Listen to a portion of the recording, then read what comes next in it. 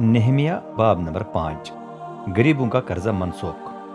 कुछ देर बाद कुछ मर्द व ख्वातीन मेरे पास आकर अपने यहूदी भाइयों की शिकायत करने लगे। बाज ने कहा, हमारे बहुत ज्यादा बेटे बेटियां हैं, इसलिए हमें मजीद अनाज मिलना चाहिए, वरना हम जिंदा नहीं रहेंगे। दूसरों ने शिकायत की, काल के दौरान हमें अपने खेतों, अंगूर के बागों और घरों को गिरवी रखना पड़ा ताकि अनाज मिल जाए। कुछ और बोले, हमें अपने खेतों और अंगूर के बागों पर बादशाह का महसूल अदा करने के लिए उधार लेना पड़ा। हम भी दूसरों की तरह यहूदी कौम के हैं और हमारे बच्चे उनसे कम हैसियत नहीं रखते, तो भी हमें अपने बच्चों को गुलामी में बेचना पड़ता है ताकि गुजारा हो सके। हमारी कुछ बेटियां लोंडियां बन चुकी हैं, लेकिन हम खुद बेबस हैं क्योंकि हमारे खेत और अंगूर के बाग दूसरों के कब्जे में हैं। उनका वावैला और शिकायतें सुनकर मुझे बड़ा गुस्सा आया। बहुत सोच विचार के बाद मैंने शरफा और अफसरों पर इल्जाम लगाया। आप अपने हम वतन भाइयों से गैर मुनासिब सूद ले रहे हैं। मैंने उनसे निपटने के लिए एक बड़ी जमात इकट्ठी करके कहा, हमारे कई हम वतन भाइयों को गैर यहूदियों को बेचा गया था। जहां तक मुमकिन था हमने उन्हें वापस खरीद कर आज़ाद करने की कोशिश की, और अब आप खुद अपने हम वतन भाइयों को बेच रहे हैं। क्या हम अब उन्हें दोबारा वापस खरीदें? वो खामोश रहे और कोई जवाब न दे सके। मैंने बात जारी रखी, आपका ये सलूक ठीक नहीं। आपको हमारे खुदा का खौफ मानकर जिंदगी गुजारना चाहिए ताकि हम अपने गैर यहूदी दुश्मनों के लान तान का निशाना न बने।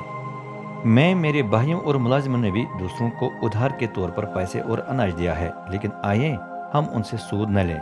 आज ही अपने कर्जदारों को उनके खेत, घर और अंगूर और जैतून के बाग वापस कर दें।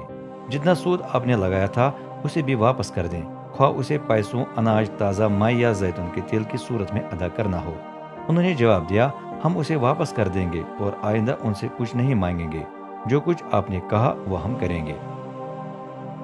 तब मैंने इमामों को अपने पास बुलाया ताकि शरफा और बुजुर्ग उनकी मौजूदगी में कसम खाएं कि हम ऐसा ही करेंगे। फिर मैंने अपने लिबास की तहें झाड़ झाड़ कर कहा, जो भी अपनी कसम तोड़े उसे खुदा इसी तरह झाड़ कर उसके घर और मिल्कियत से महरूम कर दे। तमाम जमाशुदा लोग बोले, आमीन, ऐसा ही हो, और रब की तारीफ करने लगे। सब ने अपने वादे पूरे किए। नहमिया का अच्छा नमूना।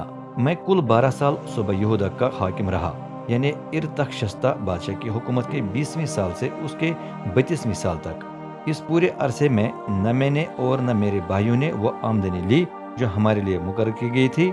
असल में माजी के हाकिमों ने कौम पर बड़ा बोझ डाल दिया था। उन्होंने रियाया से न सिर्फ रोटी और माई बल्कि फी दिन चांदी के 40 सिक्के भी लिए थे। उनके अफसरों ने भी आम लोगों से गलत फायदा उठाया था, लेकिन चूंकि मैं खुदा का खौफ मानता था इसलिए मैंने उनसे ऐसा सुलूक न किया। मेरी पूरी ताकत फसील की तकमील में सरफ हुई और मेरे तमाम मुलाजिम भी इस काम में शरीक रहे। हम में से किसी ने भी जमीन न खरीदी। मैंने कुछ न मांगा, हालांकि मुझे रोजाना यहूदा के 150 अफसरों की मेहमान नवाजी करनी पड़ती थी। उनमें वो तमाम मेहमान शामिल नहीं हैं जो गाहे बगाहे पड़ोसी ममालिक से आते रहे। रोजाना एक बैल, 6 बेहतरीन भेड़ बकरियां और बहुत से परिंदे मेरे लिए ज़बह करके तैयार किए जाते, और 10-10 दिन के बाद हमें कई किस्म की बहुत सी माई खरीदनी पड़ती थी। इन अखराजात के बावजूद मैंने हाकिम के लिए मुकर्ररा वजीफा न मांगा, क्योंकि कौम पर बोझ वैसे भी बहुत ज्यादा था। ए मेरे खुदा, जो कुछ मैंने इस कौम के लिए किया है उसके बाइस मुझ पर मेहरबानी कर।